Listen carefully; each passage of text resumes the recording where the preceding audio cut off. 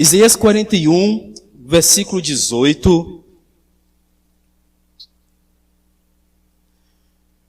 Abrirei rios nos altos desnudos e fontes no meio dos vales. Tornarei o deserto em açudes de águas e a terra seca em mananciais.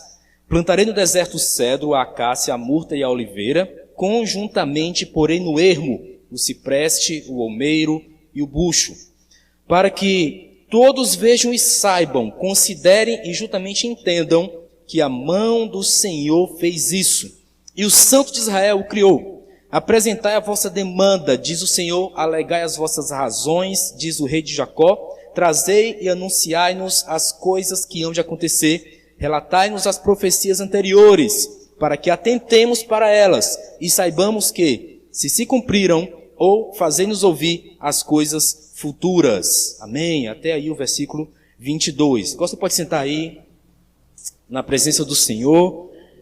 Eu espero que a gente possa reconhecer quando Deus fala, aquelas 3 perguntinhas que a gente sempre tem colocado aqui, né? Deus falou comigo?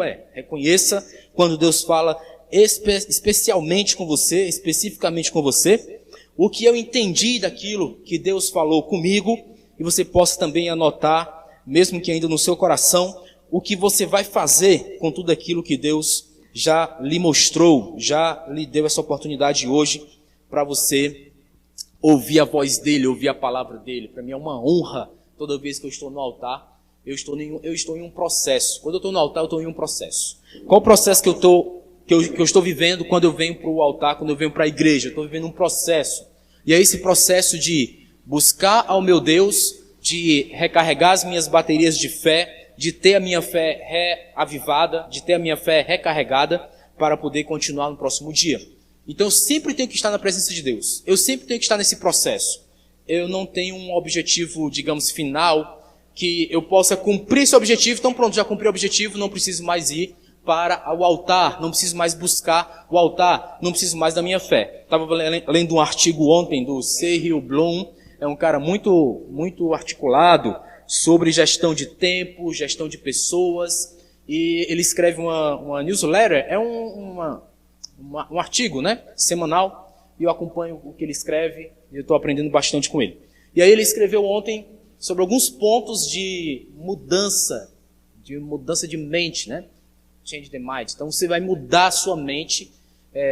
Você acha que é verdade? Você acha que é uma riqueza universal? Todo mundo fala isso. Ele disse, se você mudar, você vai ver como você vai aprender mais. Qual é o tradicional? O tradicional é aprenda para depois você poder fazer. Nós somos ensinados isso o tempo todo, não é isso? Você vai primeiro sentar na cadeira, aprender, depois você vai lá e faz. Ele diz, tente fazer um pouco diferente. Faça primeiro. Você vai errar, vai aprender e depois você vai fazer diferente com muito mais resultado. Parece que faz sentido. Quando eu li isso, interessante.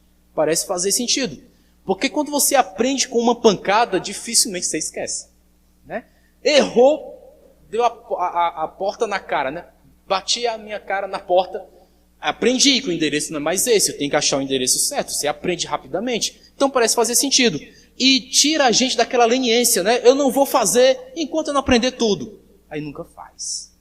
Eu não tenho segurança de fazer isso. E nunca faz, você nunca vai fazer. Então faz logo, erra, aprende, depois faz de novo. Mas o que me chamou a atenção dele foi, desse artigo de ontem, foi sobre o processo.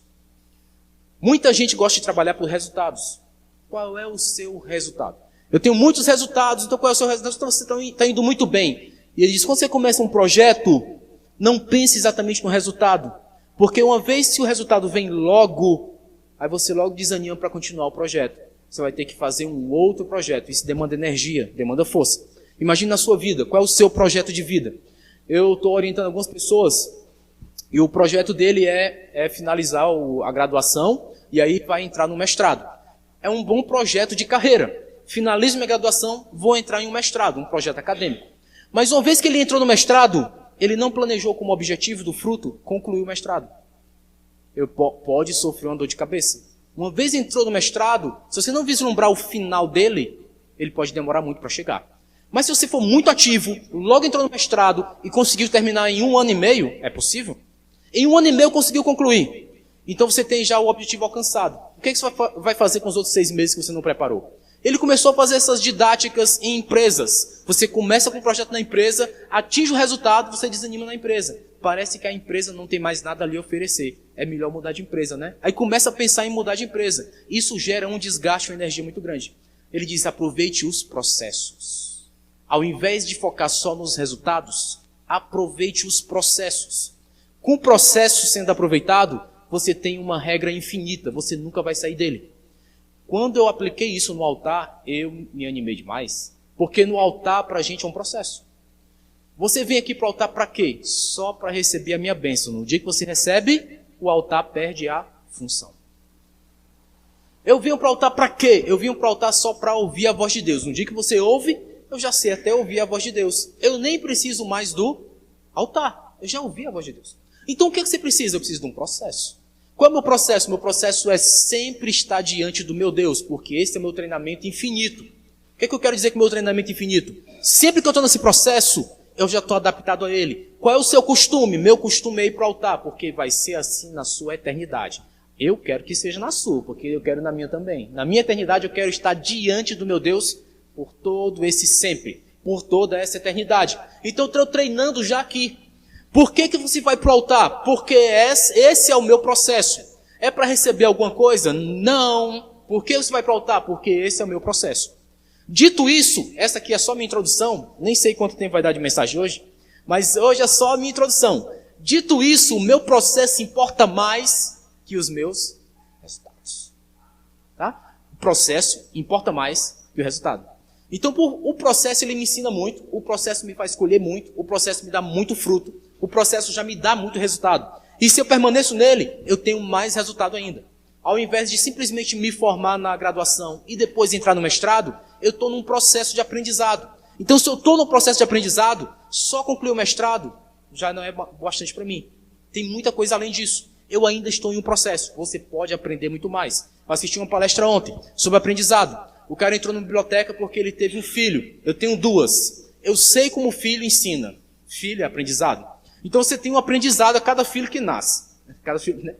Cada filho é diferente, né? Cada filho é diferente e ensina uma coisa para você. Então você tem... Para ele era a primeira. Primeiro filho nasceu. Ele era pesquisador. Qual é o processo dele? Eu vou abrir um livro e aprender. Aí ele entrou na biblioteca, foi para uma sessão que ele nunca tinha ido antes. Uma sessão que falava sobre biologia, nascimento, paternidade, psicologia. Quando ele começou a entrar, ele viu tanto de livro que tinha no corredor, ele disse, é impossível. Eu nunca vou aprender a ser pai na biblioteca. Claro que não, né? Mas ele disse, esse era o meu processo. Como é que eu vou absorver todo esse conhecimento sobre paternidade que tem nessa sessão da biblioteca? É impossível, eu não vou conseguir. Aí ele sentou triste na biblioteca e começou a raciocinar sobre... E aí, de frente para onde ele sentou, de frente tinha uma prateleira falando sobre como gerir melhor o seu tempo. Aí ele, pronto, esse aqui é a chave para mim. Eu tenho que gerir meu tempo para saber como é que eu posso absorver todo esse conhecimento. Ele pegou o livro e foi ler. Aí o cara estava dizendo, normalmente as pessoas acham que precisam de mais de 2.000 horas para aprender alguma coisa. Aí eu me lembrei do curso de engenharia elétrica. Quantas horas a gente precisa fazer para poder sair de lá com o diploma? Quantas horas precisa fazer lá do curso de contabilidade para sair com o diploma? Quantas horas você precisa? Milhares, não é? Milhares de horas para alguém dizer, pronto, você é um profissional completamente formado. Tá? Aí o cara foi lendo, ele dizendo, eu preciso debater sobre isso, porque ninguém tem milhares de horas sempre disponível para aprender alguma coisa nova. Aí o cara foi ensinando gestão de tempo e ele chegou na conclusão, mais ou menos 20 horas é o tempo que você precisa para aprender algo novo. Aí ele disse, algo novo. Não significa que você vai se formar naquilo, mas você precisa de 20 horas para aprender algo novo. Faz sentido? Faz sentido porque se você se dedicar uma semana a alguma coisa, eu duvido que você não vai aprender. Me disse que não faz sentido. Entrou numa empresa. Você entra na empresa, a empresa provavelmente, é a atuação moderna das empresas, ela vai te dar uma meta, vai dizer que você tem um objetivo. Ela vai dizer que você tem um fruto final do seu processo. Eles vão cobrar isso. Mas logo, logo, eles vão te treinar para você entrar no processo da empresa. Não é assim que funciona? Como é que faz? Todo mundo que chega num lugar novo, alguém vai te dizer como é que você faz. No primeiro dia você não sabe qual é a cadeira que você senta, se tem um computador para você ou não. Essa mesa aqui vai ser sua. Ninguém sabe. Tem até aquele negócio, eu posso beber água? Pode, claro. Obrigado. Com 3 meses você não pergunta mais nada, né? Você já sabe os endereços, você vai lá e resolve. Fala até com o chefe. É para falar, né? Fala até com o seu chefe. Mas no começo ninguém sabe nada. Ele diz 20 horas é o bastante para você aprender alguma coisa. Eu questiono você. Durante a sua semana inteira, quantas horas você tem? Um dia tem quantas horas? Dedique um dia só de estudo sobre alguma coisa. Vamos lá, 2 dias. Dedique 2 dias para estudo de alguma coisa. No final você vai dizer, eu entendo isso aqui. Eu sei mais sobre isso do que quando eu comecei. Isso é processo. Isso você começa a internalizar processos de aprendizado. Eu aprendo sempre alguma coisa. Quando eu venho para o altar, eu quero aprender alguma coisa. Sempre. Esse tempinho que a gente passa aqui, você entra aqui de um jeito, e eu tenho certeza, essa pelo menos é a minha oração, você sai de outro. Você sai tocando conhecimentos que você não tinha quando entrou aqui antes. Essa é a minha expectativa. Essa é a minha oração. Eu nunca tinha ouvido falar sobre isso. Hoje foi falado no altar da minha igreja. Claro, sempre no tom espiritual, tá? Aqui no altar é espiritual. A minha expectativa sempre é essa. Chegou aqui, pegou algo espiritual que vai instigar você a, na semana, gastar pelo menos 20 horas nisso. 20 horas na semana inteira, gente. Na semana inteira. Não dá para separar 20 horas para aprender algo novo? Eu acho que dá. Nesse momento aqui do profeta Isaías, tinha uma situação complexa. Complexa demais. Porque o povo estava apertado, estava em dificuldade, uma situação terrível. Tinha sido uma ameaça, tinha sido enviado um documento dizendo, vocês vão ser meus escravos. Não tem escapatória. Acabou. Babilônia vai dominar vocês. Babilônia vai comandar vocês. Não tem saída. O rei ficou desesperado. Chamou quem? Profeta. Porque quando o rei se desespera, chama quem? Profeta. É assim que está na Bíblia o tempo todo. Chamou Isaías. Isaías começou a dizer para ele, eita, é verdade. Isso realmente vai acontecer. Não tem escapatória. Mas eu quero lançar uma palavra, Isaías disse para ele. E essa palavra não vai ficar retida só nesse tempo, só nesse espaço. É uma palavra tão profética que vai furar a bolha do tempo e do espaço. E vai ficar incompreensível hoje, mas no futuro todos vão entender. E Isaías começou a dizer, tem situações de deserto tal que Deus fala dessa forma. Eu vou abrir os vales todos e encher de água. Vai ter água no meio do deserto. Aí ele disse, eu vou plantar, vai ter vegetação no meio do deserto. É isso que ele está dizendo.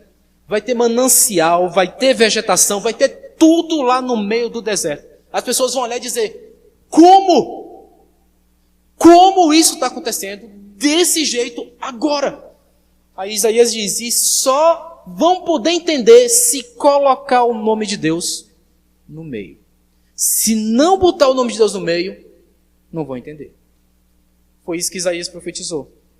Se você estudar 20 horas durante essa semana sobre Isaías 41, Isaías 40, 41 e 42, 3 capítulos. Se você estudar 20 horas dessa semana sobre isso aqui, você vai se espantar. Porque ele vai começar a dizer, isso aqui não é uma profecia somente nesse tempo, nesse espaço. Foi também, porque também tinha manancial no deserto nessa época. Mas é também a profecia para Jesus Cristo. No meio do desespero, só dá para explicar quando disser, foi só Deus que fez. Ele diz, Jesus Cristo. E ele põe em prova a experiência que você tem nos seus processos com Deus. Esse é o meu ponto aqui nessa mensagem. Qual é a experiência que nós temos com Deus que vai nos dar segurança no momento mais difícil que a gente tem na nossa vida? Porque eu sei que eu conheço vocês, sou pastor de vocês, eu converso com vocês, a gente tem uma irmandade em oração. Eu sei que tem coisas na vida de vocês que a gente junto, quando conversa, diz, só Deus. Não é não? A gente conversa e diz, olha, realmente, só Deus.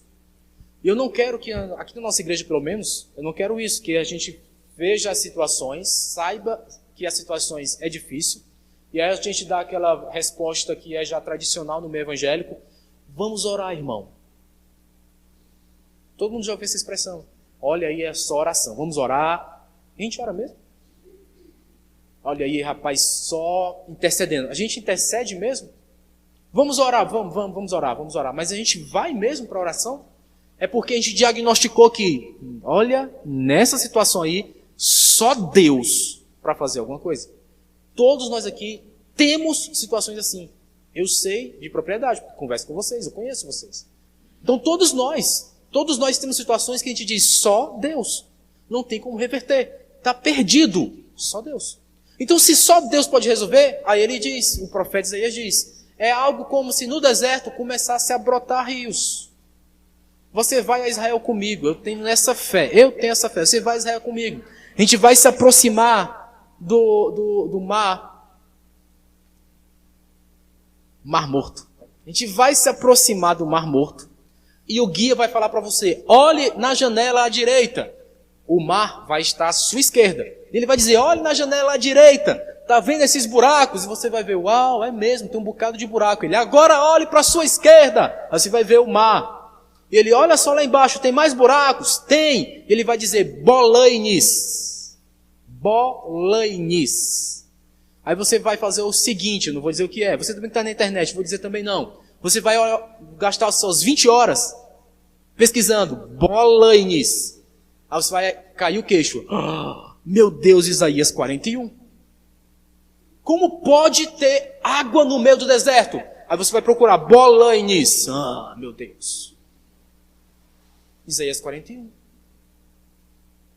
Tem coisas que você diz, é impossível.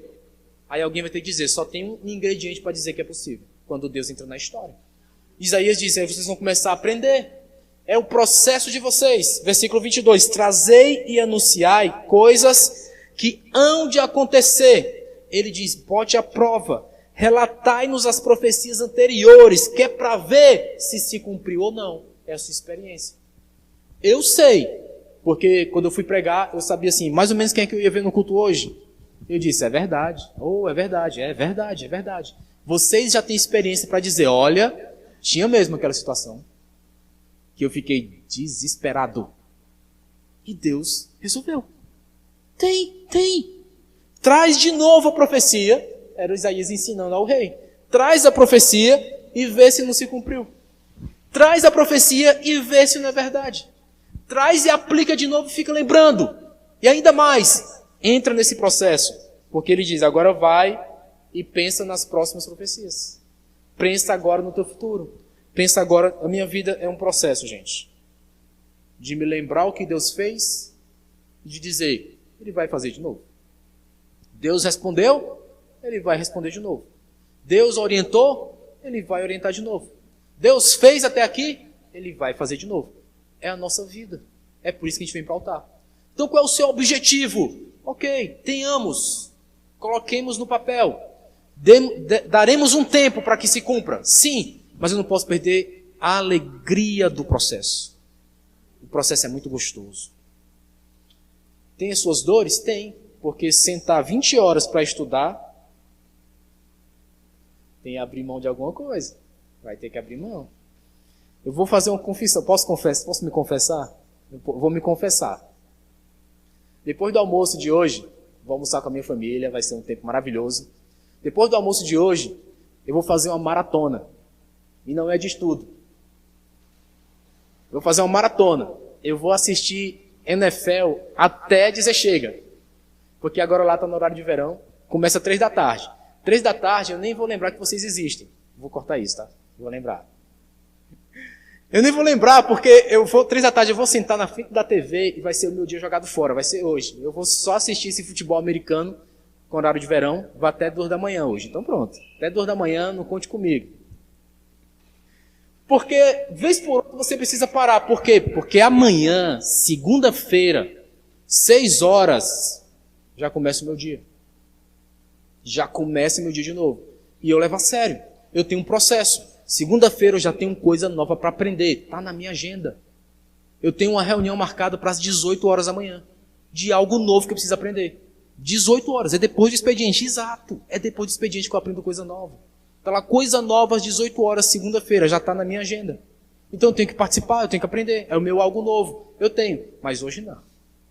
3 da tarde hoje, eu vou sentar e parar. Porque senão também, né? Então tem que parar.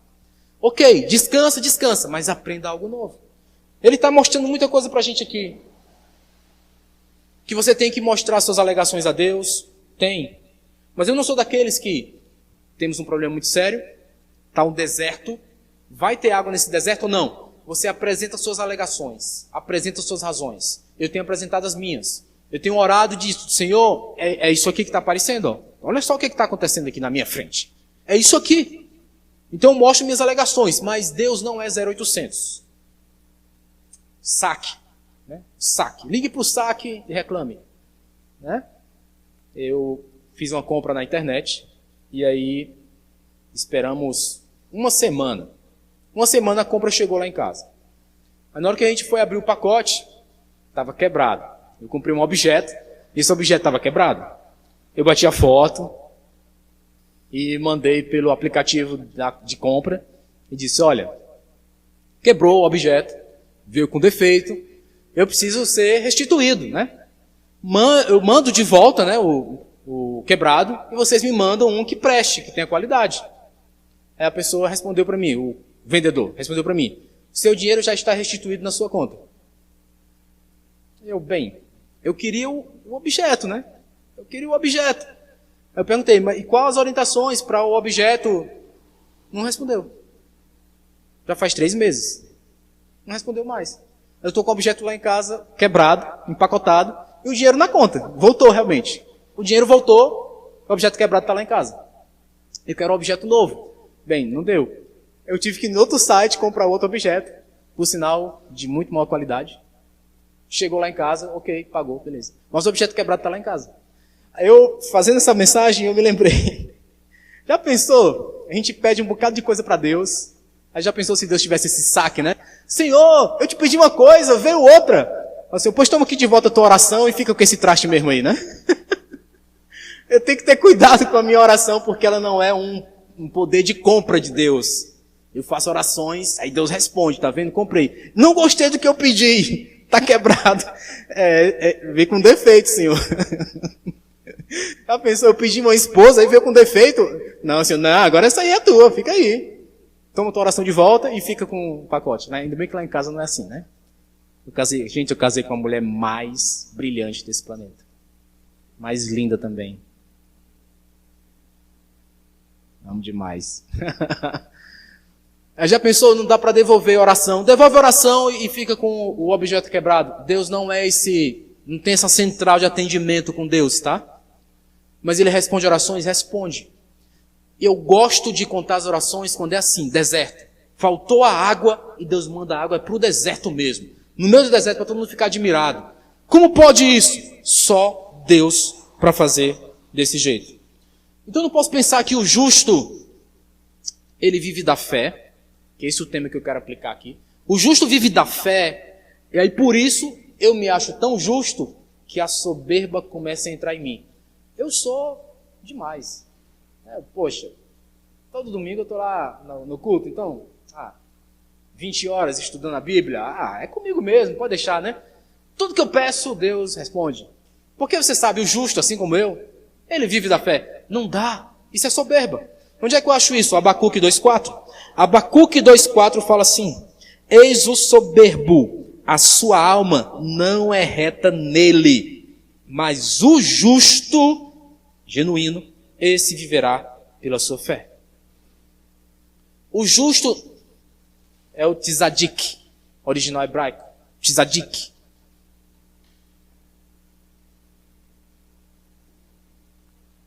Tzadik. Tzadik, o justo. O justo, tzadik, é aquele que é lícito, aquele que é correto. Então, o justo que vive pela fé é aquela pessoa que é correta. Ok, Mas ele diz, cuidado com a soberba. Então o soberbo, ele vai sempre cair. Mas ele diz, o justo, esse viverá pela fé. Ou então, essa retidão que você tem, essa justiça que você tem, ela tem que ser alimentada. Quem vive por alguma coisa é porque é alimentado por ela. Então o justo, ele é alimentado por essa fé. Fé é confiança. Então você é alimentado pela confiança que você tem em Deus. Então a gente começa a reverter um pouco o entendimento. Durante anos, na minha fé, eu li esse versículo. Esse versículo é um versículo conhecidíssimo. Eu peguei aqui a raiz de Abacuque, mas depois ele vai ser citado lá no Novo Testamento. Mas aqui no Antigo Testamento ele tem essa versão do original do hebraico, de que o justo ele vive pela fé e é um confronto ao soberbo. Ao soberbo que acha que merece receber de Deus alguma coisa. E se ele não merece como ele quer, ele tenta achar o telefone do saque, para reclamar. Ei, recebi errado aqui, tá com defeito. Então, não posso ser soberbo, a ponto de achar que Deus é meu empregado. Responda as minhas orações, está aqui o meu poder de compra, eu estou orando, então me responde. Ele diz, a sua justiça ou os atos de licitude que você tem são preenchidos pela confiança que você tem. Você é digno de confiança? É o que está falando essa palavra. É assim que se eira a justiça. É assim que você constrói justiça. Dentro de nós, eu não posso chegar para Deus e dizer, eu sou justo. Eu sou o comprador. Eu paguei. Tem essa justiça em mim. Ele vai olhar para você, mas é alimentado pela sua confiança em mim? Você confia mesmo? Porque sem essa confiança, não há justiça. O hebraico, ele inverte, porque durante muito tempo eu achava que era o contrário. Eu tinha que ser uma pessoa muito corretinha, muito justa, para poder então desenvolver fé. E ele diz, é o contrário. Primeiro você aplica a fé, para depois as pessoas acharem. Até que você tenha andado corretinho nos seus passos. Primeiro você confia em Deus, depois você vai sendo ajustado e mudado. Eu duvido muito que qualquer um de nós aqui, antes de começar a ter contato com Deus, era julgado como correto. Você mesmo, eu duvido que você olhava no espelho e dizia, sabe que eu sou uma pessoa tão boa, eu sou tão demais, que eu preciso ir para a igreja. É assim? Era assim? Comigo não era. Eu conheço multidão de testemunhos de que é o contrário. Quando você cai, que você diz, meu Deus, como eu preciso de ajuda, é que você se achega ao altar. É que você procura Deus. Então muda muito a nossa perspectiva. Isso muda muito nossos valores. É repetido lá em Romanos 1,17. Visto que a justiça de Deus se revela no Evangelho, de fé em fé, como está escrito, ele vai citar Abacuque, o justo viverá por fé. Aqui é uma didática apostólica para a gente aprender a viver de fé e em justiça. Cada passo de fé, ele fala de fé em fé, cada passo de fé você vê como o justo é alimentado. Ele é alimentado pela confiança que ele tem em Deus. Aí você começa a perceber que até em deserto pode brotar água. Até coisas impossíveis podem acontecer. E aí quando acontece, não tem escapatória. Não dá para dizer, tá vendo como eu consegui? Não dá para dizer. O que vai ser dito é, só Deus para fazer algo desse jeito. Só Deus para poder fazer dessa forma. O justo viverá pela fé. Eu fui atrás de filosofia sobre isso. Eu achei Anselmo do século XI. E ele escreveu algo parecido com isso. Na minha vida eu preciso primeiro crer para depois compreender. Ele estava estudando esse versículo. O justo viverá pela fé. Eu preciso primeiro crer para depois compreender. Isso descortina muita coisa para a gente, porque nós somos seres curiosos. Nós queremos ver as coisas se cumprirem primeiro, entender, entendi. Então, ok, 2 mais 2 é igual a 4. Também é uma filosofia, tá? 2 mais 2 é igual a 4. Então, 2 mais 2 é igual a 4. E aí nessa filosofia você começa a perceber, uau, tem coisas que tem que ser verdades tão simplórias que tem que ser ditas. A regra do camelo. Você conhece a regra do camelo na matemática? Engraçado, né? A regra do camelo. Você adiciona um camelo nos dois lados da equação Aí consegue resolver a equação, aí no final você tira os 2 camelos. Nunca ouviu falar, né? Olha aí, mais 20 horas aí de estudo. Regra do camelo.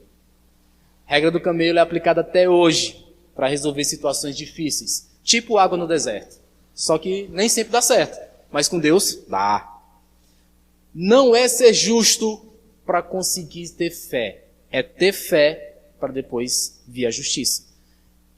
A confiança que você tem em Deus constrói em você as aptidões de justiça, constrói em você as facetas da justiça, constrói em você as características de um justo.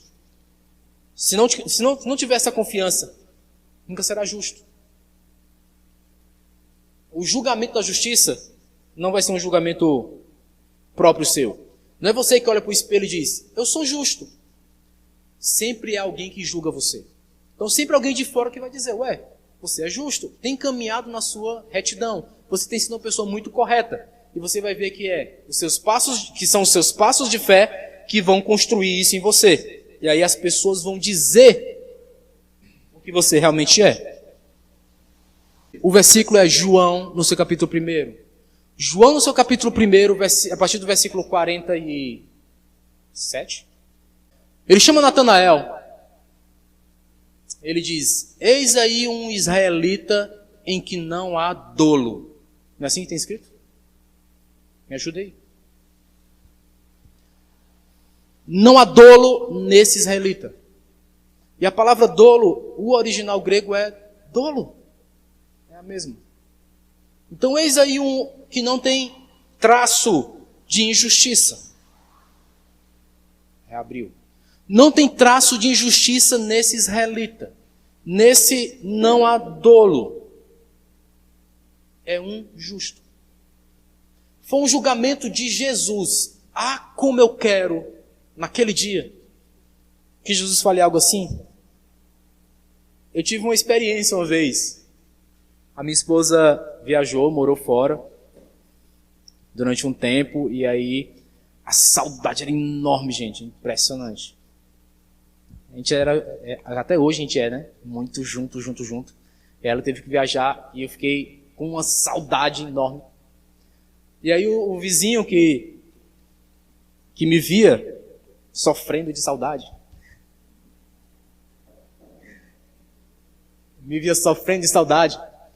aí ele uma vez relatou, disse para uma pessoa, o Fábio aí ficou sozinho, 3 meses, era todos viajando.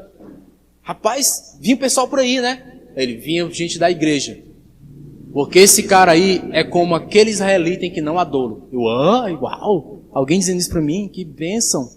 Eu tive essa experiência de uma vez alguém olhar para mim e dizer que eu tenho um testemunho. Que bênção, gente. Não é porque era soberba minha. Eu não tive que me julgar. Uma pessoa de fora olhou e disse, ninguém dá para desconfiar dele.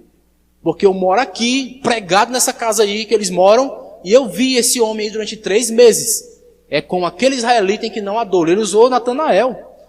Natanael, tu disse para mim um dia, Natanael, o que representa o nome, né? Presente de Deus. Natanael, presente de Deus. Ele julgou a situação e disse isso. E eu, glória a Deus, não é para me ensoberbecer, mas é o passo de fé. Quanto mais você confia, quanto mais fé, mais um passo de fé, mais um passo de fé, mais um passo de fé, as pessoas vão olhar para você e começar a ver. Natanael ficou impressionado. Disse, como assim? Eu sou uma pessoa desse nível? Ele disse, eu te vi lá debaixo da figueira. Aí Natanael disse, então tu és realmente o Messias. Ele, por causa da figueira tu acredita? Quando eu digo que tu é um homem sem dolo, tu não acredita. Mas porque eu disse que eu te vi debaixo da figueira? O que é que eu entendo disso tudo? Todos nós aqui temos o nosso debaixo da figueira. É o nosso dia a dia. Amanhã de manhã eu vou estar debaixo da figueira, vou estar trabalhando. É o meu dia a dia. É lá que eu tenho que mostrar meus traços de justiça. Porque é debaixo da figueira que ninguém está vendo, é que as pessoas começam realmente a perceber que você é justo.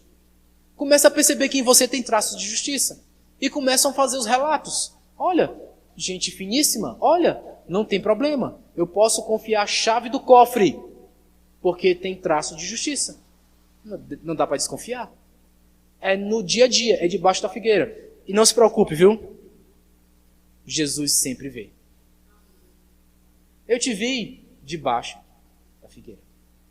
Debaixo da figueira, Jesus vê a gente. É no nosso dia a dia que é construído isso. Primeiro você confia, aí começa a ser construída a justiça na sua vida. Aí você vai ver, é justiça. Debaixo da figueira, no escondido, ninguém está percebendo. Jesus está vendo. Naquele dia eu quero que ele me chame assim, Fábio, eu acompanhei, Fábio. Não era no altar, não. Porque no altar, gente, é tudo bonitinho. Eu me preparei, a minha esposa cuidou da minha camisa, para eu vir com essa camisa. Cuidou de tudo para a gente poder estar aqui. Eu preparei a mensagem, quase que eu deletei ela, mas desfiz, está aqui, apareceu de novo. Então, atrapalha, vez por outra. Mas a gente se prepara para estar aqui, mas debaixo da figueira? Não. Debaixo da figueira, não. Eu vou estar assistindo a NFL hoje à tarde, já disse para você isso? Eu vou estar assistindo a NFL hoje à tarde. Se não acontecer o que eu quero em alguns jogos lá, que eu estou torcendo, vale a pena eu liberar aquele palavrão enorme debaixo da figueira? Para depois Jesus olhar, Fábio, lá debaixo da figueira? Não, não, pelo amor de Deus, não olha não. Pode ser debaixo da figueira, debaixo do tapete, tem várias expressões para você entender. Então, o que é que você guarda debaixo do tapete? É a mesma coisa que você faz debaixo da figueira. Então, tem que ter muito cuidado. Hoje, lá em casa, a gente falou até de robozinho que aspira, né? É bom que não fica nada debaixo do tapete. Aspira tudo. Eu quero deixar essa semente plantada no teu coração hoje. Como é a fé do justo hoje? É a fé que pede para que Deus construa nele os passos de justiça. Construa na sua trajetória esses passos de justiça, mas começa com fé. Não é o inverso. O justo viverá pela fé. Aí você imagina, eu quero ser bem justo para que a minha fé seja grande. É o contrário. A sua justiça é alimentada por essa confiança que você tem em Deus. Por essa fé, passos de fé que você dá cada dia debaixo da figueira. Aí essa justiça vai sendo construída em você. Essa é a fé do justo hoje. É a justiça que vai estar na conta da gente. Vai nos credenciar a ver coisas maiores, como por exemplo, a água jorrando no deserto. Pequenas coisas nos dão essa experiência para a gente ver coisas maiores. Eu quero viver coisas maiores, mas eu estou no meu processo. Eu vou aproveitar o meu processo. O meu processo é, se amanhã de manhã eu quero acordar bem, recarregado nas minhas forças, para que eu possa aprender tudo que eu preciso aprender do dia de segunda-feira, do amanhã. Então eu quero aprender tudo amanhã, eu quero estar bem. Então esse vai ser o meu debaixo da figueira. Até que chegue aquele dia que alguém vai dizer, não há dolo, não há injustiça na sua trajetória. Posso te credenciar a ver algo maior, como por exemplo, jorrando água no deserto. Aí aquela nossa demanda mais alta, aí essa começa a ser resolvida. E as pessoas começam a dizer, por quê? Ué, eu preciso responder? A pessoa, não precisa. Em você tem traços de justiça. Dá para reconhecer. Só Deus faria isso por você. Elas mesmas dizem o testemunho que é preciso ser dito. Na nossa vida vai acontecer assim. Essa é a minha oração hoje. Pequenas experiências vão construir a nossa fé e alimentar em nós a justiça. Até que o dia da justiça chegue, você vai ver água brotar no meio do deserto. E as pessoas vão dizer, na sua vida, só Deus podia fazer isso. E Ele realmente fez. Posso ouvir um amém?